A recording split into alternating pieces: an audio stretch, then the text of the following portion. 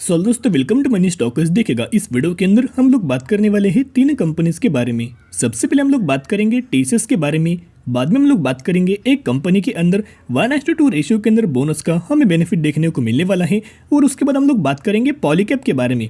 Basically तीनों company के अंदर शानदार तरीके से अपडेट्स एज वेल एज हमें इन न्यूज़ निकल के आ रही, तो एक एक कंपनी के बारे में मैं आपके साथ शेयर करना चाहूँगा।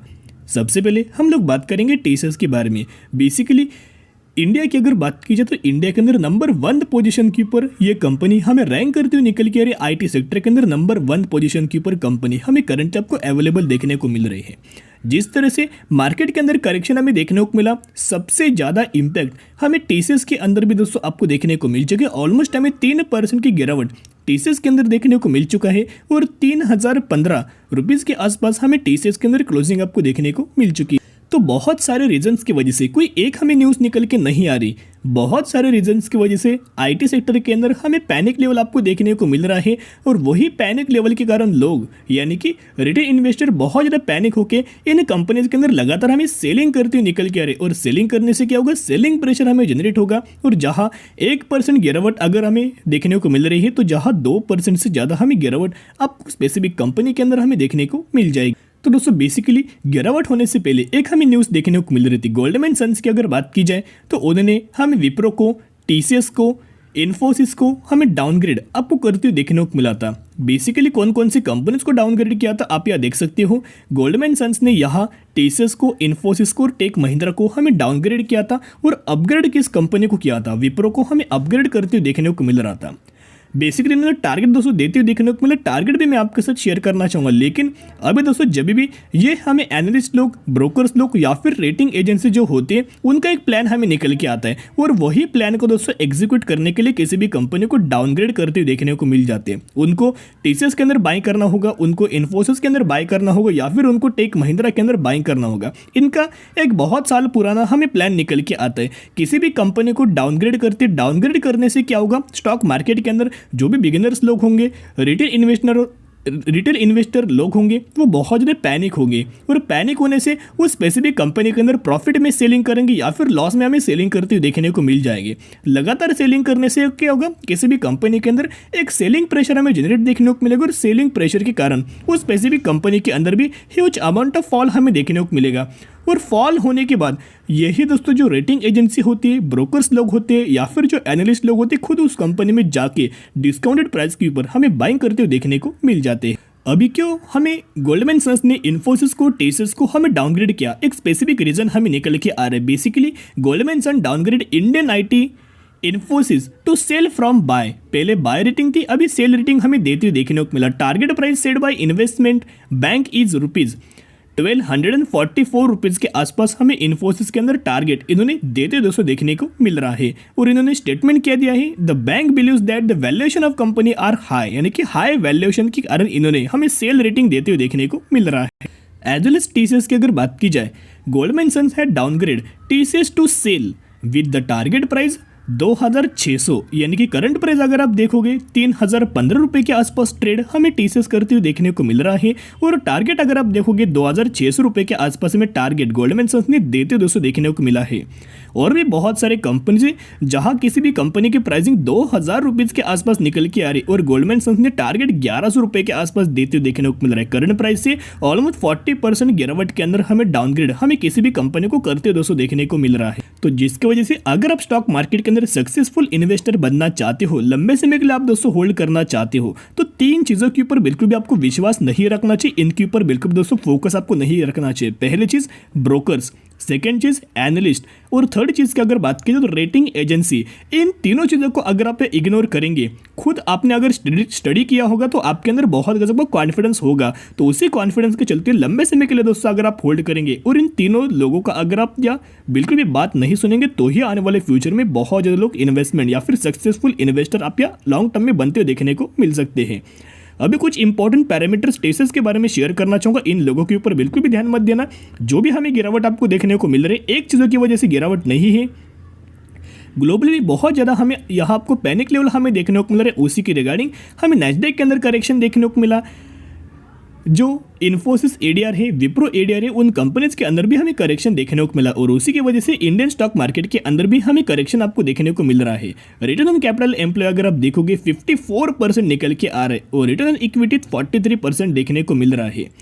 दोनों रेशोज, जिस भी कंपनी के दोनों रेशो 30% से ज़्यादा आपको देखने को मिले, उस कंपनी के promoters as well as management company के आने वाले फ्यूचर की ग्रोथ की हिसाब से बहुत ज़्यादा एग्रेसिवली हमें फोकस करते हुए देखने को मिल जाते हैं, जिसकी वजह से अभी भी टीसीएस में 25% की गिरावट के अंदर अवेलेबल आपको देखने को मिल रहा है। अच्छी कंपनी अगर गिरे तो एक बहुत गजब का हमें चांस निकल के आते हैं, बहुत गजब का अपॉर्चुनिटीज हमें निकल के आते, उस कंपनी में जाके आप बाइंग कर सकते हो।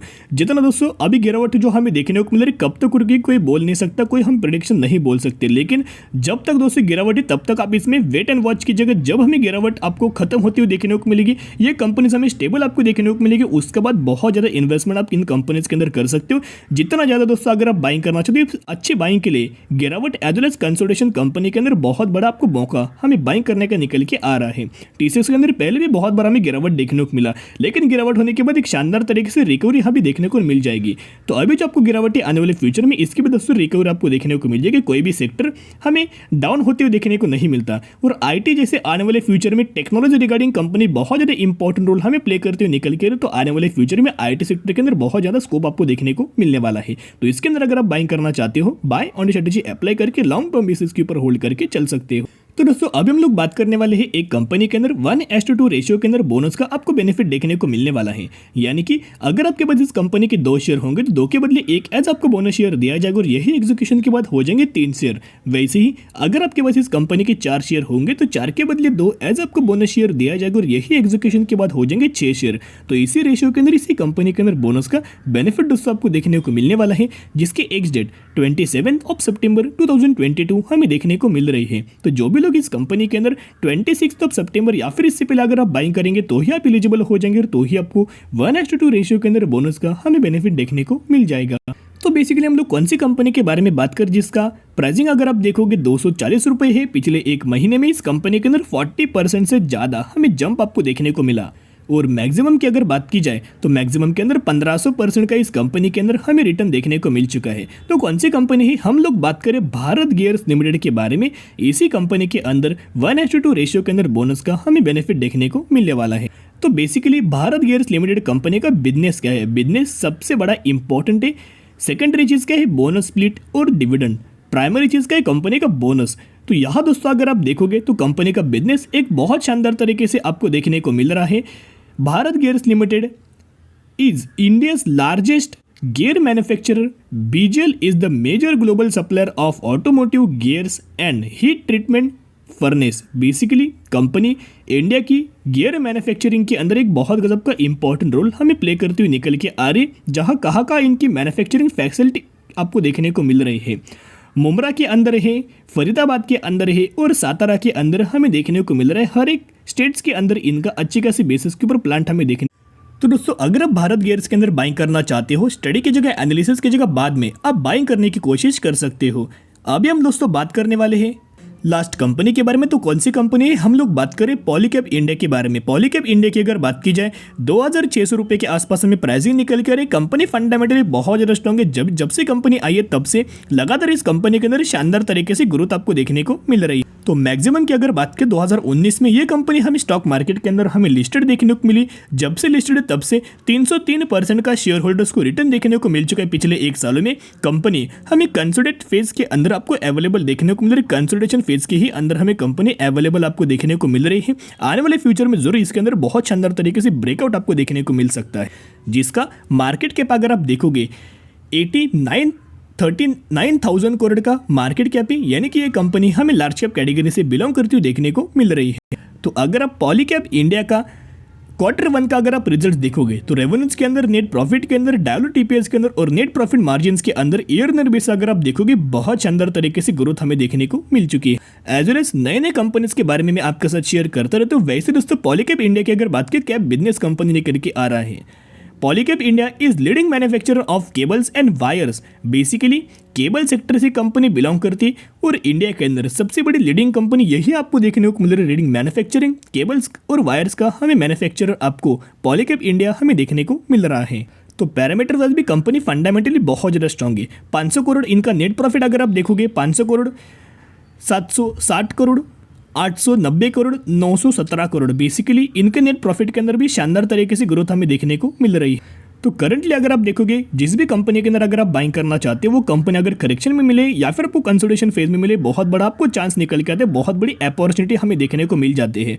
और पॉलीकैब इंडिया की अगर बात की जाए करंटली एक कंसोलिडेशन फेज के ही अंदर हमें अवेलेबल देखने को मिल रहा है। तो अगर आप पॉलीकैब इंडिया के अंदर बाइंग करना चाहते हो सबसे बड़ा मौका है। फंडामेंटल कंपनी स्ट्रॉन्ग है, जितना लंबा होल्ड करेंगे उतने गजब का आने वाले फ्यूचर में आपको दोस्तों रिटर्न देखने को मिल जाएगा। अभी 2600 रुपये के आसपास कंपनी है, आने वाले फ्यूचर में 26,000 रुपये के आसपास भी कंपनी हमें ड्राई होते हुए देखने को मिल सकती है। इतना गजब को कंपनी के अंदर पोटेंशियल आपको देखने को मिल रहा है। तो आज के लिए इतने, अगर आपको वीडियो पसंद है जरूर वीडियो को लाइक शेयर और सब्सक्राइब कर सकते हो। फिर मिलेंगे, बाय।